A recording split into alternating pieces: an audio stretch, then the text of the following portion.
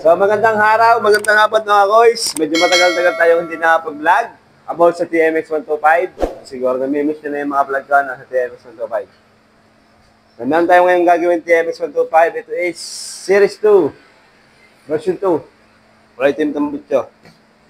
So si Bossing, papalit sa amin ng clutch lining. May bago ng gasket. So, ang problema, itong cable niya. Ito tip sa mga magpapalit agad ng lining. So, or naubos yung lining, nawala yung hase, mahina nung humatak. Lagi nyo i-double check yung inyong clutch cable, sinasabi ko sa inyo. So, ito is, pinabibili namin siya ng clutch cable kasi wala kami stock. So, ito nyo naman yung cable nito.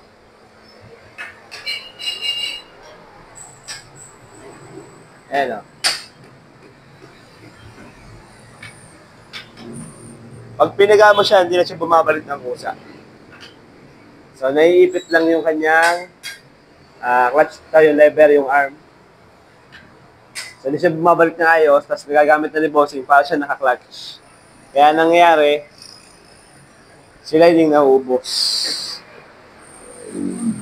So, ngayon, gagawin ni partner. Si partner mo lang gagawa ngayon, di mo na ako. Tapos, papakita ko sa inyo yung nangyayari sa niya, clutch lining. So, sana wag magkatama yung niya, clutch center at clutch pressure plate. Yung clutch boost yung tinatawag. Sa mga bago pa dyan, hindi pa nakaka-subscribe, huwag nyo kalimutan mag-subscribe and then, pahit ng notification bell para sa lagi kayong updated sa mga video gaya nito. And then, ulit. Alright.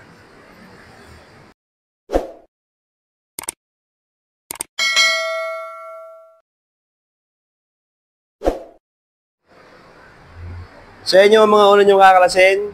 So, kalasin nyo yung tambutso. Kung magkakalas tayo ng clutch lining. So, yung kanyang footrest or tapakan. So, dito gagamit lang kayo ng 12mm. Dito naman sa kanyang tambutso, 19mm dito. 19mm sa may swing arm.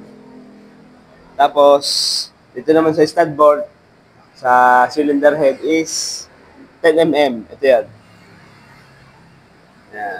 10mm. So, kailangan nyo na matanggal yung mga sagabal.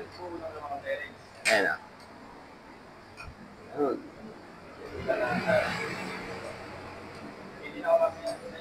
I-isin ang tornilyo nito, dalawa. Tapos, after nyan, matanggal nyo yung natin, footrest. Matanggal nyo yung clutch cable. Tapos, yung cover na. So, puro lang to, 8mm lahat. 8mm. Tumatagas na nyo, ang dami lakas no. Okay?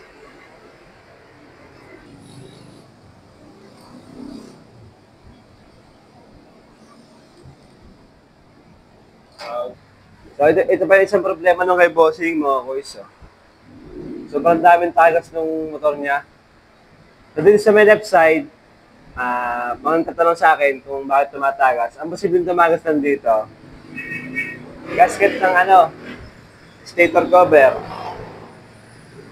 Ito, o-ring ng starter, motor, oil seal sa may sprocket, oil seal ng cambio, at saka oil seal ng neutral indicator, yung gear indicator, pati yung stator mismo ito. Meron siya ditong yung seal, yung goma niya na pag tumitigas yan, so lumalabas yung langis. So yun yung mga dapat yung i-check. Kapag may tagas dito sa may left side. Kagaya nito, damusak to. Ayan. Makadami nang tumatagas sa kanya. Ayan. Okay? So nakasalipag na yung cable, din yung cable niya. It's so Rusty Lopez. Rusty Lopez na.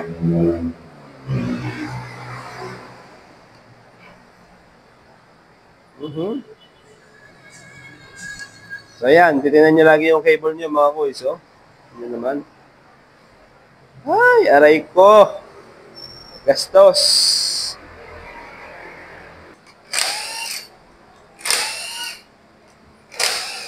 So, kinakalas na ni partner yung ating cover sa may clutch side. So, 8 mm. 1, 2, 3, 4, 5, 6, 7, 8, 9, 10, 11, 12. So, 12 piraso sa may clutch side.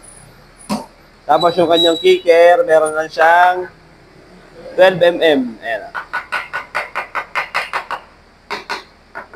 Okay? So, once na nakalas nyo na yung mga tornilyo, itulak nyo lang to, yung pinaka-level niya. Ayan. So, ayan, napapasok ng tubig yung kanyang makina. Ito yung galing sa oil sealer, saka dito sa may dipstick. Diyo ko nagatas. Yun, ang itsura. Ay, grabe. Sunog. Nahugan na rin ang kanyang clutch housing. So, yun naman nagutok. Ito yun, oh. Ito, mahina pa to. Nailing niya, sunod na sunod na, oh. Okay. So, once na nakalas nyo na yung mga tornilyo na, 12, 8 mm. Ito, yung pinaka-level niya, igaganto nyo lang siya. Para itulak ng tosser, ito, yung pinaka-clutch arm, itulak niya yung tosser para umangat yung cover. Okay?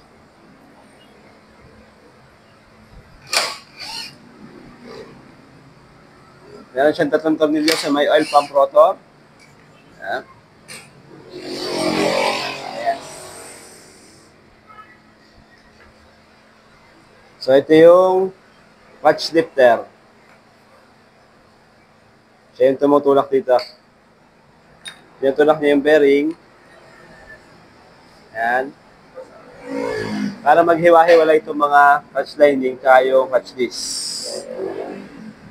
Okay? So, ito, kailangan nyo itong i-check. Kung magaspang na yung ikot, tsaka yung kumakalog na. Ayan, sama-sama na yan. And then, 10 mm. Ayan.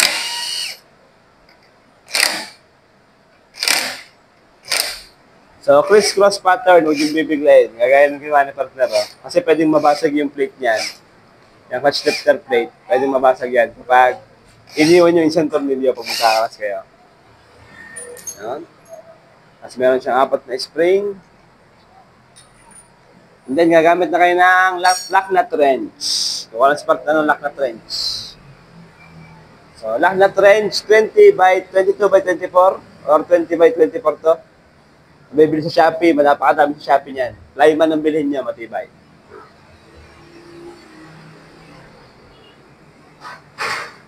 Ito ano niya, oh. Susunod na yung oil, oh.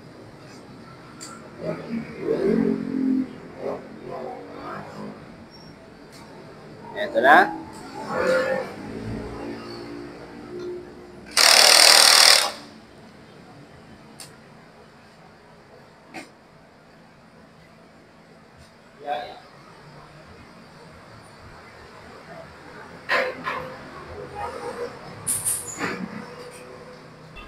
So, hindi na kinaya ng brushless na impact. So, kung muna si partner ng pangmalakasan, air impact na yan, air gun.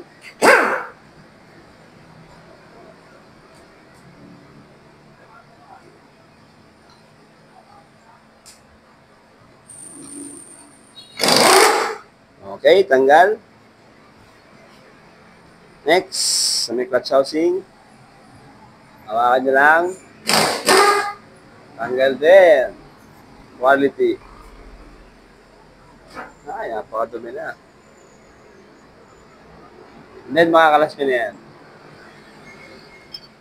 Okay.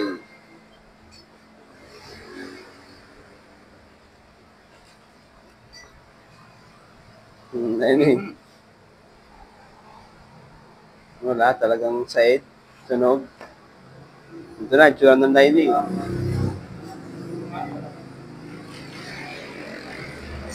Ayos pa yung ano niya, clutch center, saka yung clutch pressure plate niya. Oh. Wala pa, ayos pa.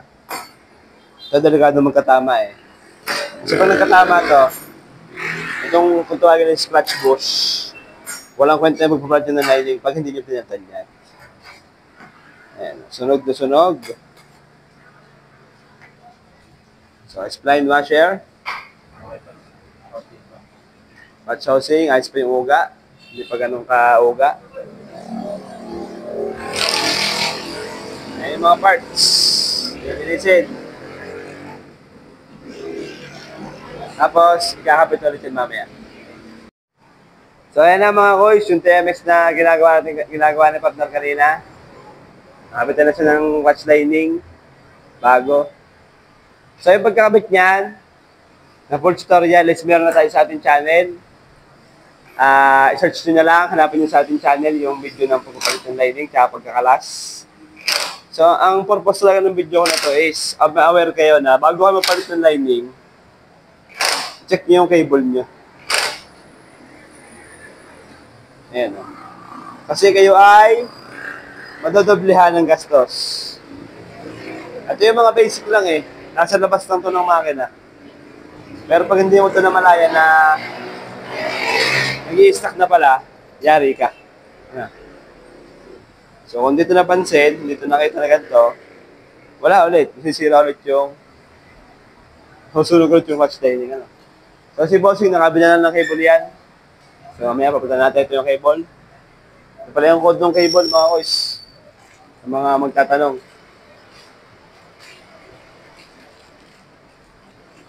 Yips. 22870 KSW G31. So, made in China. Hindi porket made in China, mahuna na. Sila lang yung gumawa, ano. Ito, cable, para smooth na smooth. Kahit isang daliri lang. Kaya mong bigay niyan. Okay, mga boys. Hanggang dito na lang. Pagbabuo, hindi ko na mapakita. Hindi ko na rin bubuhayin. Alam nyo na naman yan. Kung ang magiging resulta niyan. Matik yan. Pag si Kuya Jess, si Parin John. Sa mga hindi pa nakaka-subscribe, hindi nyo kalimutan mag-subscribe. And then, hit nyo yung notification bell para like yung updated sa ating mga video kagaya. Okay? Brut!